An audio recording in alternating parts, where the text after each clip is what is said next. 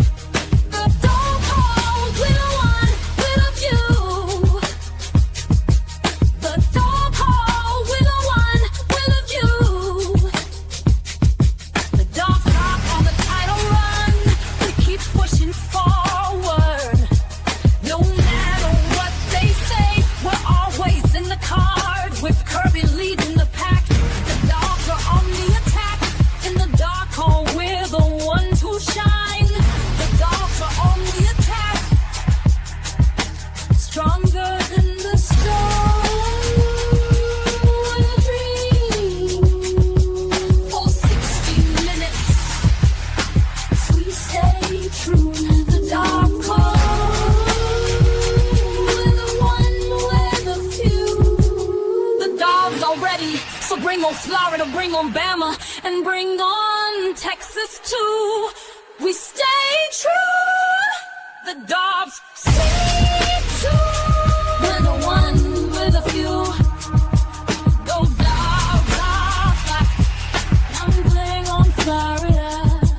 Bring on Bama and Good evening, good evening, good evening, and welcome to the Dog Call. I'm your host, Amondo Black. We are in week 9. We're basically at the tail end of the season. Today is October the 20th, 2025. Happy Monday, everyone. Make sure you hit that like button. If you have not subscribed to the channel, make sure you subscribe to the channel. Take the time, subscribe, and hit that notification bell. Salute, salute, salute, salute. Like and share this video as well. A lot to talk about today. Of course, all of you know our dogs, my Georgia Bulldogs. Hey, Ole Miss, they came and they put up a fight. They were the number 5th ranked Ole Miss Rebels came into Sanford Stadium on Saturday to take on my 9th ranked Georgia Bulldogs, and the Dogs took care of business. It was a shaky start. The defense, what can I say? It is what it is. Right about now, the defense is what it is until we're able to make changes at the end of the season. Hopefully, this defense will be improved. Just like last year, the issues were the drops. The issues was stopping the run. The issues was running the ball. This year, no pass rush. We didn't get any sacks Saturday, but the secondary was just, I don't know what's going on with the secondary. This has been the worst performance by UGA secondary. Like I said, I keep going back to that year 2014 when we gave up an average of 30 points a game to opponents. That year was terrible. Our defense was terrible that year, and I'm really I'm really comparing this year's defense to that 2014 defense. It's just, there's no excuse. We have the athletes. We have the athletes now. Some of you are saying we don't have the talent. It's lack of talent. It's the lack of athletes. No, it is not. That couldn't be any further from the truth. We have a team full of 5 and 4 stars.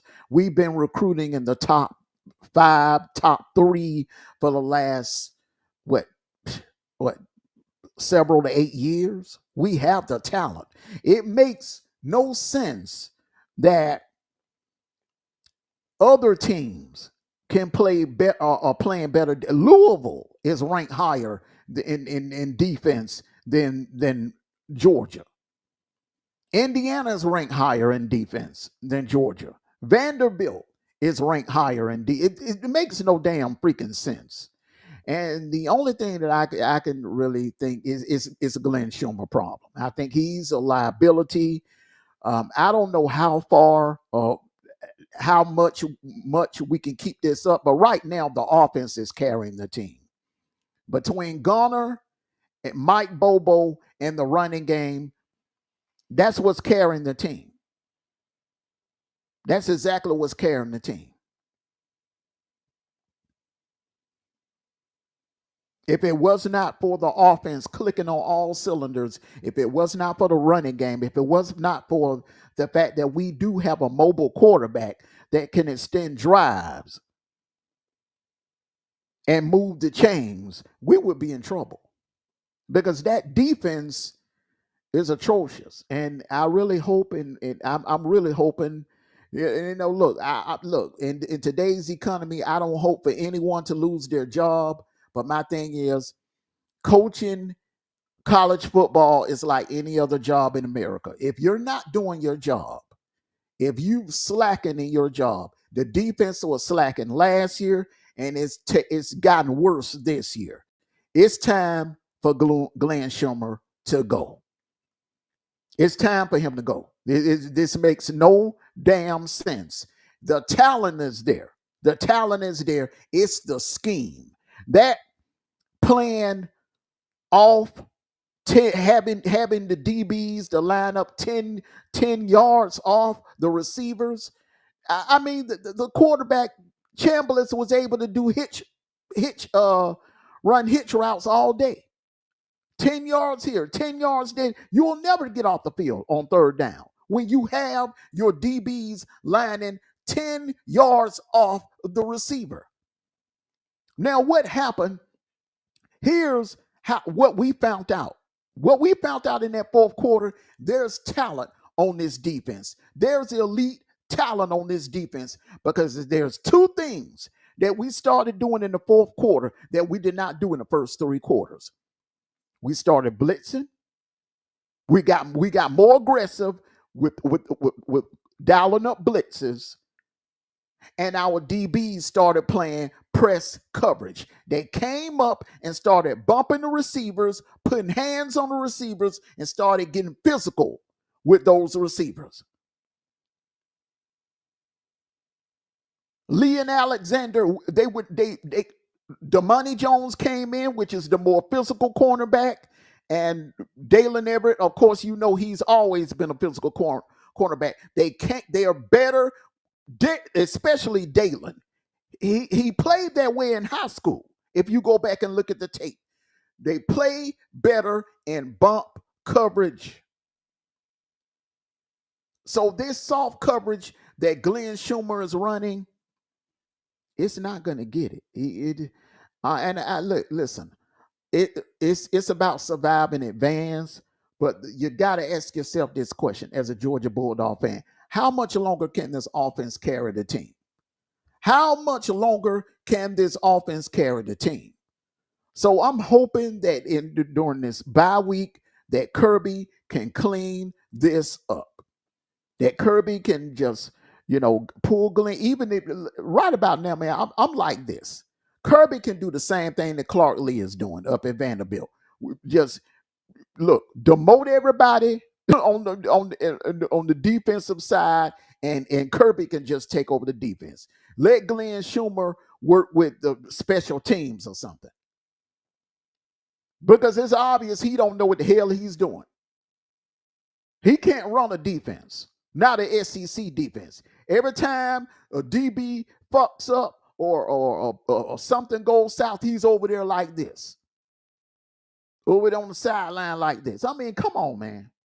Something has to give. Something has to change, because the further and further we go, let's just say if we do get in the playoffs, who are we going to be matched up against? Other elite teams. We're going to be playing we could be matched up against Oregon. We could see Miami, Texas Tech, BYU. Another SEC team. We could be matched up against Texas A&M. Hell, we could be in a rematch with Bama in the first round. You never know. Or in the semifinal. You never know. Just like whoever would have guessed that Oregon and Ohio State would end up playing each other in the semifinals in the Rose Bowl last year. Nobody saw that coming. You never know how the committee is going to set these brackets up and make these matchups. So there's some changes that need to be made on the defensive side of the ball, or we're going to have some issues. It's you don't want to be in a situation where the offense is carrying the defense. You don't want to be in there. I know sometimes the defense has to carry the offense. You'd rather it be that way, like in the Auburn game. You rather be in that situation. But to be in the situation that we was in Saturday, although hats off to the offense, Bobo called a masterful game. On a scale of 1 to 10, I give him a 9.5. If he can just eliminate some of those bubble screens, don't get cute, This ain't the time to be getting cute. You needed to do that against Bama. Okay, you needed to do that against Tennessee. Now we in playoff mode. We're in a playoff race. You don't need to get cute. That halfback pass, we tried it with Dylan Bell a couple of weeks ago. It didn't work. It ain't something you want to try every week. Fundamental football. That's not our identity to be doing all of this razzle dazzle crap. Leave that to Oregon. Leave that to Bama. Leave that to Miami. That's their thing. That's not our identity. Fundamental football. That is our identity. Now, I'm not knocking Cash Jones. Love the kid. He's done a lot for the program.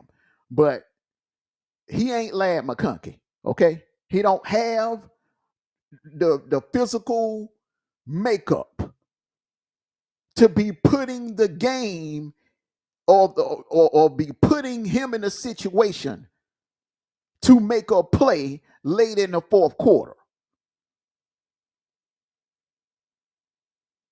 Now I would try to run those plays with him in the first half, but in the second half, the best players need to be on the field. That's another thing that I loved about Saturday. Finally, in the fourth quarter, Kirby had the best players on the field. We saw Bowens, McCray, Frazier. Now we saw a lot of Frazier. They closed the game out. They 10 yards cloud of dust.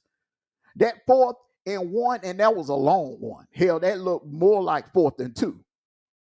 McCray is the only one that could have made that play. The greatest Nate Frazier is, I don't think he could have made that play. Chauncey Bowens probably could have made that play, but Cash Jones definitely couldn't have made that play. That's what we needed in that Bama game. Had we have brought McCray out there, had McCray would have been on the field when it was 4th and 1 and all we needed was 1 yard, we would be undefeated right now. We would be undefeated.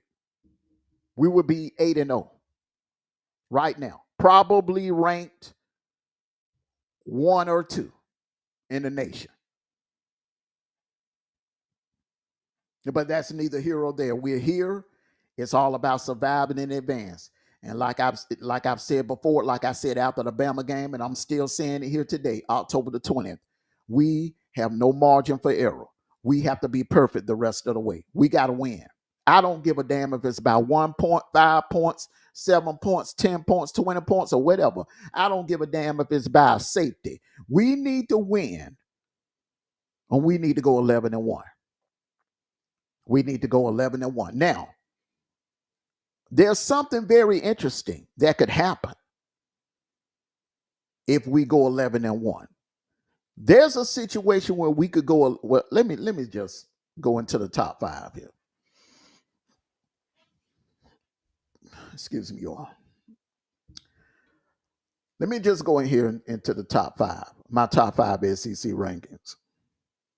Things are gonna looking a little different. We're in week 9 now. Before I do my presentation here, we all sports content creators. We are all sports journalists. Okay, we're opinionated sports journalists. So, which means we, just like any other sports journalist, I reserve the right to change my mind. Now, I made a statement earlier in the season that the Big Ten is clearly the most dominant conference in the nation. And I also made a statement that the Big Ten would definitely, the next national championship would definitely come out of the Big Ten. I don't know about that right now. Look at the top 5. How many teams do you see in the top 5 from the Big Ten? 2. Indiana and Ohio State. How many SEC teams do you see in the top 5 today? 3. Bama, Georgia, and Texas A&M. This is my top 5 for this week, ladies and gentlemen.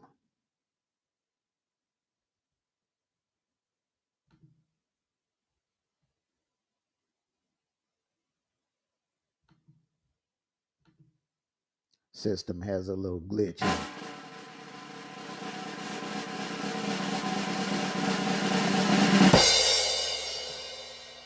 Now,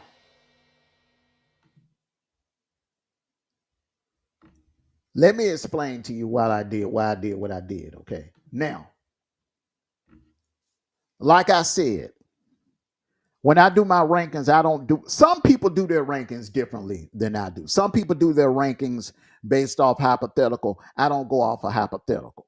Because if we were going off of hypotheticals, then how many of you just knew that Oregon? I'm sorry. How many of you thought that Indiana was going to beat Penn State?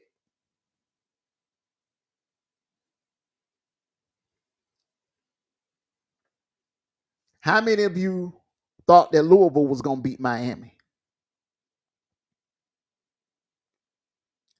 How many of you thought that Texas was going to put a beat down on Oklahoma the way they did?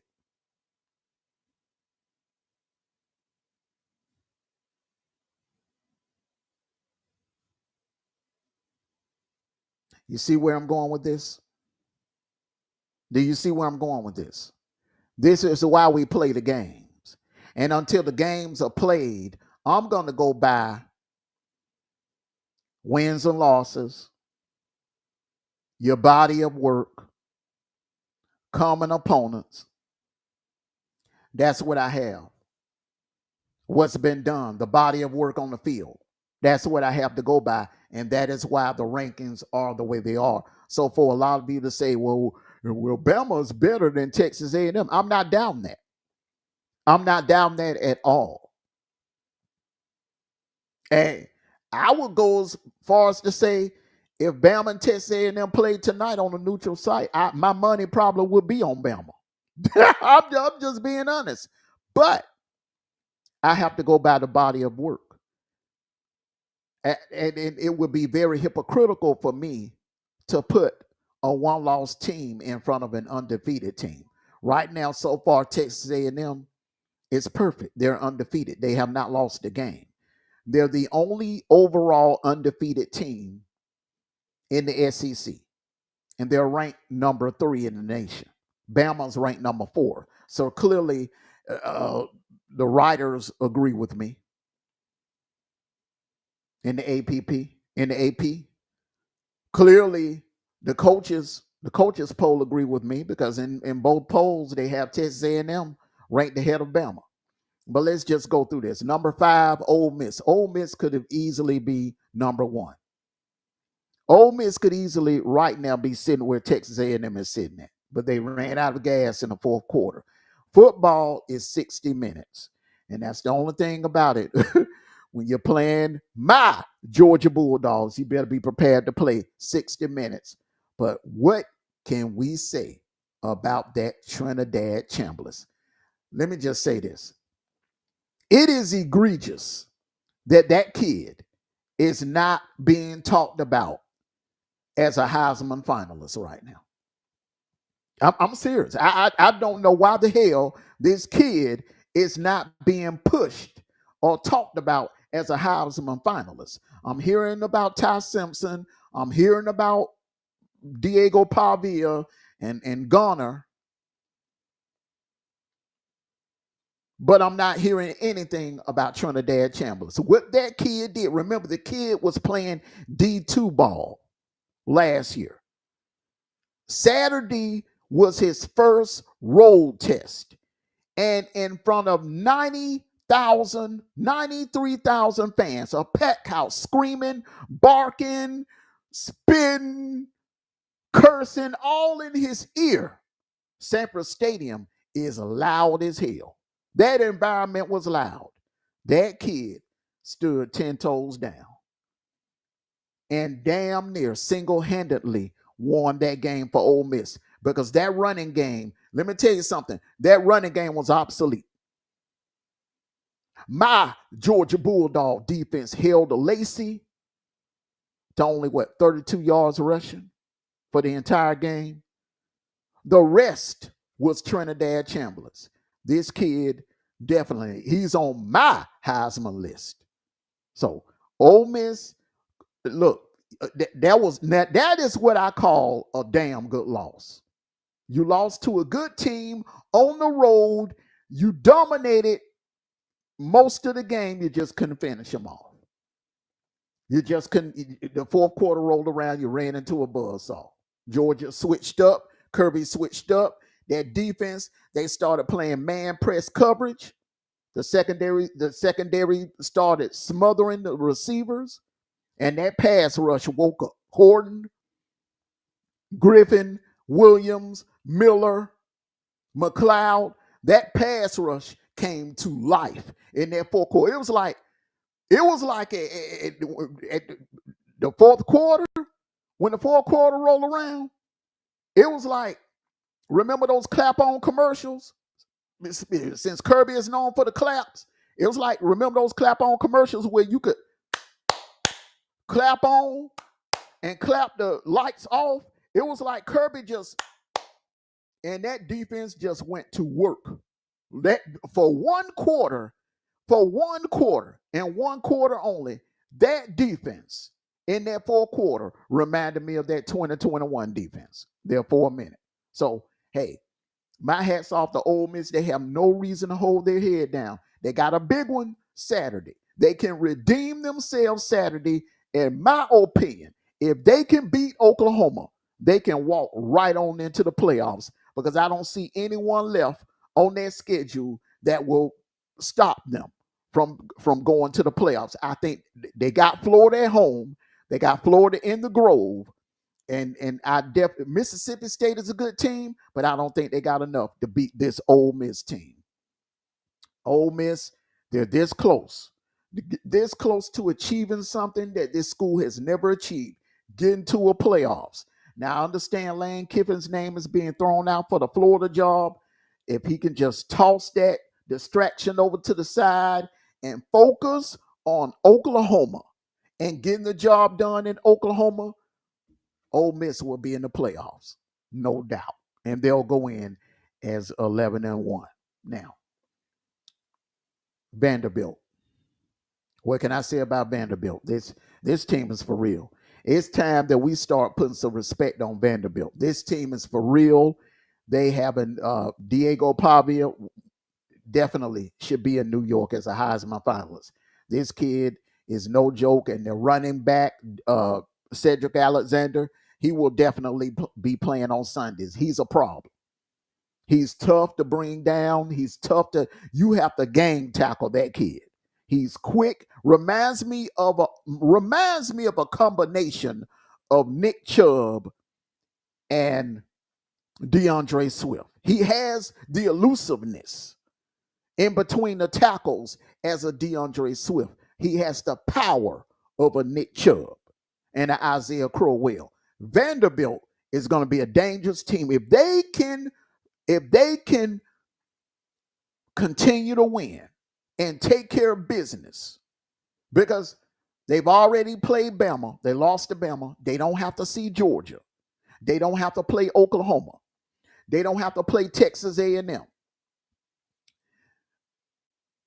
If they can take care of business against Missouri, take care of business against Auburn, take care of business against Texas, believe it or not, this team could be in the playoffs. Not only in the playoffs, they could find themselves in Atlanta playing Alabama or Texas A&M. Now, in order for that to happen, Texas A&M would have to lose. So the thing is, the point I'm getting to next with my Georgia Bulldogs at number 3. There's a possibility you could have Ole Miss, Vanderbilt, and Georgia all sitting there with one loss, and sitting at home on championship week. You could have that. You could have a situation where you could have 4 SEC teams. Well, I'm sorry, 3. Vandy, Georgia, Ole Miss at 11-1, Bama at 11-1, and Texas A&M at 12-0. Because the way the schedules, everyone is not going to sit. Georgia's not playing Texas A&M. Bama's not playing Texas A&M. Vanderbilt is not playing Texas A&M. I don't think Ole Miss is playing Texas A&M. So Texas A&M could easily finish undefeated. But they have a tough matchup in Death Valley, a desperate Death Valley, and it's going to be loud. Because these fans know that if LSU loses this game, they're eliminated. They will officially be out of here. Their season will be done. Texas A&M can put an end to LSU's season. And I think, in my opinion, I think if they can do that, if they can go in there and get that win, I think they'll finish the season undefeated. But back to my Georgia Bulldogs, all they need to do is keep winning. Don't worry about Atlanta. Right now, I don't give a damn about Atlanta. Just win, baby. Win out, get into the playoffs. And remember now, so even if you don't go to Atlanta, listen to me real good. Some Georgia fans are like, oh, we want the SEC. We want to defend our SEC crown. I would love to do that too. But if we don't, if we're sitting there at 11-1, here's the benefits. You get championship week off to rest. And Lord knows we need it. Ernest Green, Monroe Freeland, Michael Morris, Garner. Because remember now, Garner is banged up. For a lot of you Georgia fans that don't know this, Garner missed 2 days of practice last week. There was a strong possibility that Puglisi may have had to come in that game. Because Garner has been playing with some pain. He played with some pain in that game Saturday. He missed 2 days of practice last week. So this team is getting hit by injuries. Kobe Young, he went down with an injury Saturday. Haven't heard anything on Kobe Young. I've been waiting, for Kirby's press conference to hear something. But we're definitely, we need all the weapons that we can get. Now, Dylan Bell has stepped up and became like that second go-to guy. But we need Kobe Young. Kobe Young is that guy that when you're in the red zone and you can just throw a jump pass to. They just think of those key catches that Kobe Young made for us in that Tennessee game and in the Bama game as well. He made some clutch catches in that Auburn game. We need Kobe Young. We need Kobe Young. Noah Thomas is still a work in progress. He's still a work in progress, but he's the one thing about that kid can jump. I'm surprised he ain't playing Georgia basketball. He ain't on the Georgia basketball men's team. That kid can jump. But we have some talent at wide receiver. Something that we did not have last year. So we are blessed in that on that front. Still don't know what the situation is with Taylor. I hope we have not lost him for the season. But remember now, we have Sokovie White, we have C.J. Wiley, we have Elias Williams. Now we're seeing a lot of Elias Williams. Keep an eye on that now. We are seeing a lot of Elias Williams. Keep an eye on that because I think as the season goes on, you're going to see more and more of Elias Williams. They are high on that kid. But I have my Georgia Bulldogs at number 3. Need to do something about that defense. Glenn Schumer needs to quit being stubborn, and he needs to get a little bit more aggressive on defense. Bama. Now, let me say something about this team right here, Bama. I saw that Tennessee game, and I'm just going to tell you this right now. And Georgia fans, you may not want to hear this, but I'm just telling you this right now. That Bama team is a national championship team. This team, let me just say it again, right? This team can win the national title. This team is complete. You know why? Because if you look at look at week 1 and you look at that Tennessee game, from week 1 to last week 8, that defense has improved. The run defense has improved. The pass rush has improved. That defense has improved tremendously.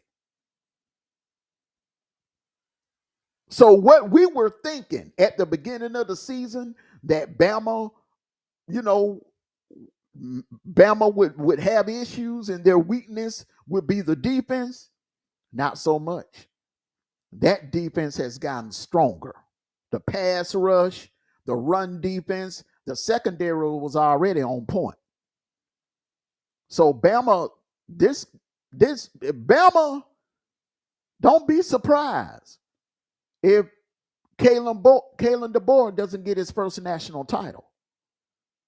This team is the receivers, those receivers, those three, Horton, Bernard, Williams, I got to admit, the best wide receiver core in the nation, hands down. And Ty Simpson, right now, front runner for the Heisman. Put some respect on Bama.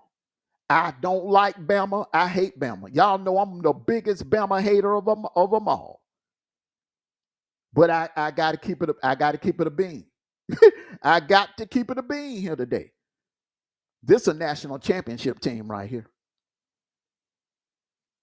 If it's any team in the SEC that could take down Ohio State or any team, Miami, Ohio State, Indiana, any team, this Bama team right there. No, I don't think anybody want to see them on their side of the bracket come playoff time. That's a national championship team right there.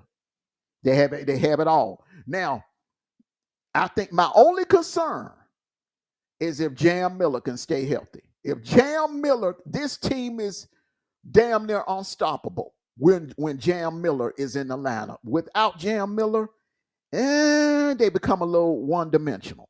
But with Jam Miller, then you have the threat of that running game. Because once that running game cranks up, it opens up that passing game. And then it's lights out from that point on.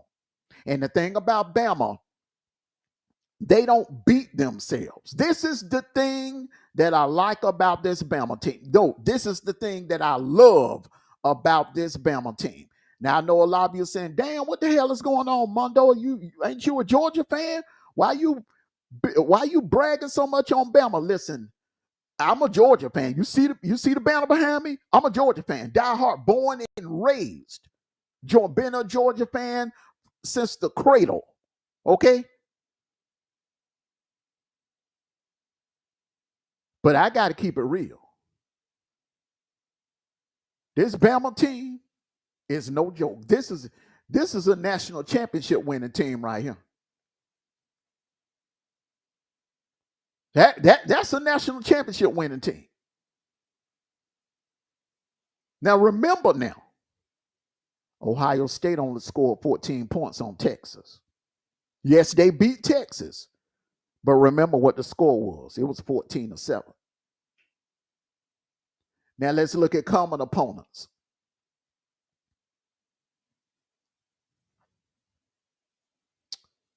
They both played Wisconsin.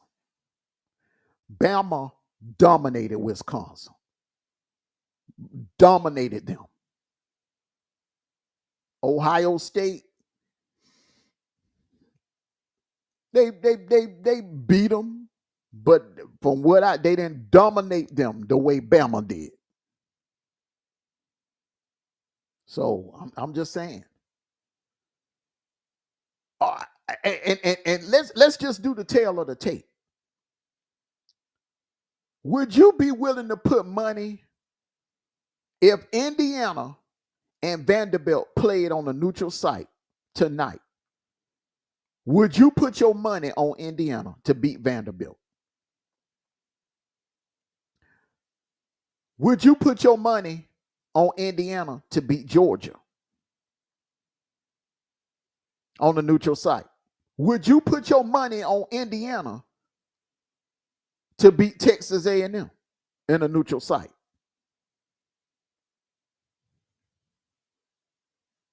Hell, I go outside the top 5. Would you put your money on Indiana to beat Ole Miss on the neutral site?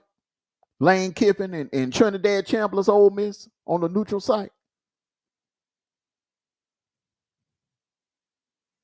I say that to say this. When I look at the Big Ten, it's Ohio State is carrying that conference. I'm looking at the Big Ten right now the same way I'm looking at the Big 12. Texas Tech carrying the conference, even though Texas Tech took an L, but I still say Texas Tech is the best team in the Big 12. And I'm saying the same thing about the Big Ten. It's Ohio State and everybody else. Michigan has taken a step back. Oregon has taken a step back. I don't give a damn about them dropping 60 points on Rutgers. Who the hell is Rutgers? Kentucky could go to Rutgers and do the same damn thing. And Kentucky is the worst team in the SEC. South Carolina could drop 60 points on Rutgers. I can name some teams in the All-American Conference that could drop 60 points on Rutgers. South Florida, Memphis, Navy. It's some teams in the Big 12 that could drop 60 points on Rutgers. There's nothing that about Oregon this year that tells me that they're an elite team. They had to go to double overtime to beat Penn State, the same team that Northwestern beat in Happy Valley. So, hey, prove to me that the Big Ten is stronger than the SEC, because I don't see it. I see 5 teams right here. And I'm going to number 1. Texas A&M is undefeated right now. Now, from my eye test, I think Bama could probably beat Texas A&M. Now, the only thing that gives me pause about that statement that I just made is that Bama has not faced an elite defense like what Texas A&M brings to the table. And I'm including my Georgia Bulldogs. Our defense is not elite this year. Tennessee doesn't have an elite defense. Florida State damn sure don't have an elite defense. Vanderbilt has a damn good defense, but it ain't elite. Missouri has a damn good defense, but it's not elite. Texas A&M, the Aggies, they have an elite defense. Oklahoma has an elite defense. You see, Bama's going, they're about to start seeing, I think when they line up against Oklahoma, we're going to learn a lot. We're going to learn a lot, because that is going to be the one time that they're going to line up against an elite defense. Now back to Ohio State. What elite defense has Ohio State lined up against this year? I'll wait. But I do agree with the polls. Right now, they're number 1. I feel like until you beat the man, they can continue to be the man. They wear the crown until somebody snatches it off their heads, and ain't nobody been able to do it. Since I saw them win the national title with my own eyes in the Mercedes-Benz Stadium back on January the 20th, no one has been able to snatch that crown off the top of their heads. But I will say this, I think any of the 5 is capable of doing it. So everyone, hey, I say that to say this. I think the next national champion could come from one of these 5 that's listed here. One of these 5 could win a national title. One of these 5. And to be honest with you, the team that's really most equipped that I would definitely put my money on that could dethrone Ohio State if they had to play tonight would be Bama. Love them or hate them, they are that damn good. I have to admit it. That Bama Crimson Tide team is that damn good. And here's the thing about Bama. Here's another thing about Bama. Kalen DeBoer, and I know he's going to get a lot of the credit. If they can pull this off, he's going to get a lot of the credit. but he has a damn good staff around him. He's done the same thing that Saban did. He's put a staff around him. Womack, and I know a lot of you Bama fans been defecating on Womack for the last 2 years, but Womack is a damn good defensive coordinator. Y'all need to cut that BS out about Womack is a terrible defensive coordinator. Kangaroo Black, stop it. That man is a damn good defensive coordinator. Hell, we'll take him if y'all don't want him. You want to trade? Kangaroo Black? Do you want to trade? You want Schumer? We'll take Womack. What can I say about Ryan Grubb? Ryan Grubb is come in and did a great job. That offense, he's came in and tweaked that offense, and that offense is playing on the elite level. So DeBoer, that's another advantage that he has, in my opinion, over my Georgia Bulldogs. He has a dream team of a staff. The Lions coach, the secondary coach, that coaching staff is elite. They're elite. And and this team is improving every week. Every week. That is championship material. Now, my Georgia Bulldogs, they're improving, but that defense we have to keep it real. I'm a Georgia fan, but I'm not a delusional Georgia fan. That defense is a liability, and it can become a serious liability. Glenn Schumer is a liability. He's nowhere near on the level of Womack. Nowhere near. Nowhere near on the level of a DJ Durkin. Even though Auburn can't win, it has not won the SEC game yet, but DJ Durkin is a hell of a defensive coordinator. Here's what it is. I could say the same thing for Matt Patricia up at Ohio State. Hell of a defensive coordinator. But these are my 5. You all leave a comment in the comment section. Let me know, what do you think? Hey, Ole Miss, like I said, they could very well be sitting where Texas A&M is at, or be sitting at number 2. That Ole Miss team is legit. They're legit. Yeah, they gave up 43 points to my Georgia Bulldogs, but my Georgia Bulldogs, I ain't gonna say they have an elite offense, but it's damn near close to being elite. Damn near close to being elite. That was a hell of a game. Listen, every great team is gonna have 1 or 2 hiccups throughout the season. Hell, even the 85 Bears had a hiccup on a Monday night against Miami. Yeah. They went, 18-1? Yeah, they went 18-1. They weren't perfect. They didn't go undefeated. Every team has a little hiccup. Every team has a little hiccup. I'm not comparing this Ole Miss team to the 85 Bears, but I'm just saying, one game don't define your entire season, just like Bama. Bama just looked like trash in week 1. But that one game does not define them, because I'm telling you right now, they're looking like a national championship winning team. They're hungry, they're improving, and right now, in my opinion, they have the best quarterback in the nation. It's Ty Simpson. But my Gunner Stockton, our Gunner Stockton, is not far behind. And all of you Georgia fans that was doing, I don't want to hear nothing else about, well, we made a big mistake letting Carson Beck go. We shouldn't have never let Carson Beck go. We shouldn't have never let Carson. I don't want to hear that. I don't want to hear that shit anymore. Stop it. Stop it.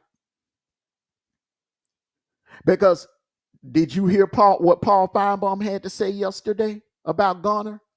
Did you hear? And I'm not talking about dog casters. See, some of you Debbie Downer dogs that love to say, well, you Disney dog casters are always pumping up. No, these are people outside of the Georgia fan base. I'm talking about the Josh Pates. I'm talking about the On 3 podcasters. the Paul Feinbaum, Stephen A. Smiths, Shannon Sharps, them outside of the Georgia fan, Allie Peak. She's a Florida fan. And they are all saying Garner is a Heisman, is a Heisman finalist. These are national sports media people saying it. So all of you that sitting there poo-pooing on Garner, Garner this, Garner that, Garner this, Garner that, take a seat. Take a seat. Because that's twice that man has had to carry this team to a victory. He had to carry us in the Auburn game to a victory, and he damn sure carried us Saturday to a victory. So kill that noise. Kill that noise. I damn sure don't think Carson Beck could have did Saturday. I've never seen Carson Beck take over a game like that. Never. Hell, I ain't never seen Stetson take over a game like that. Seen Brock Bowers take over a game. We seen DeAndre Swift take over a game. Larry McConkey take over a game. But never seen Stetson take over a game like that. Jake Fromm never took over a game like that. He came close in that 2019 Florida game, but he couldn't have did it without Lawrence Cager. But what Garner did Saturday, Carson Beck ain't never did in his career. Never. Now, he may have did it in high school, but I'm talking about college. At Georgia and in Miami. So it is what it is. And remember now, Garner is doing this behind a banged up, depleted, young O-line. Keep that in mind now, everyone. And on that note, I want to thank everyone for coming out. I apologize about the sun coming through. I forgot to adjust the blinds before I got started with the show. So the sun is setting here in North Gwinnett. But I want to thank all of you for coming out. Hey, this is my top 5. Ole Miss at number 5, Vanderbilt at number 4, my Georgia Bulldogs at number 3, those Alabama Crimson Tide at number 2, and Texas A&M Aggies at number 1. I want to thank you all for coming out. Hey, be back on here tomorrow. I'm gonna do this live one day this week, even though it's a bye week. I ain't taking no week off because we are in playoff mode and we have some very important games this Saturday. There's gonna be some elimination games. Vanderbilt, Missouri is gonna be involved in one, and Ole Miss and Oklahoma is gonna be involved in another one, and Texas A&M and LSU. LSU, this is it for them. This is it for them. If they lose Saturday to Texas A&M, their season is over, officially over. So, everyone, thank you all for coming out. Peace and blessings. Make sure you hit that like button. Hey, it's go time. Like I've been saying for the last 2-3 weeks, it's all gas and no brakes. All gas, no brakes. Everybody, thank you all for coming out. If I didn't shout you out personally, please don't take offense.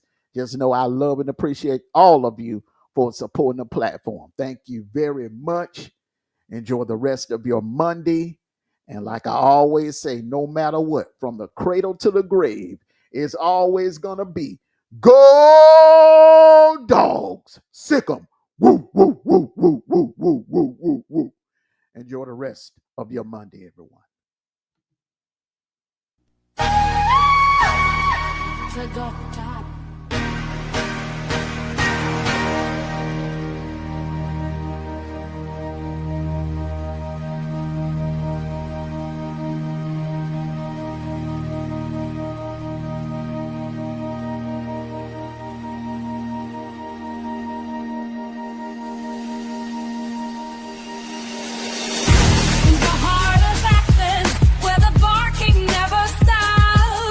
The dogs don't stand strong.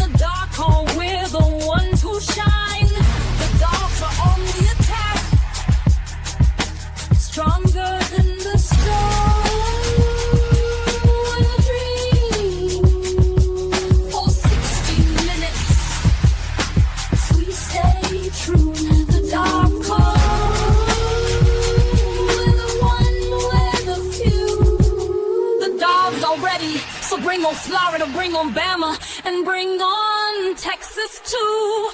We stay true, the dogs stay true.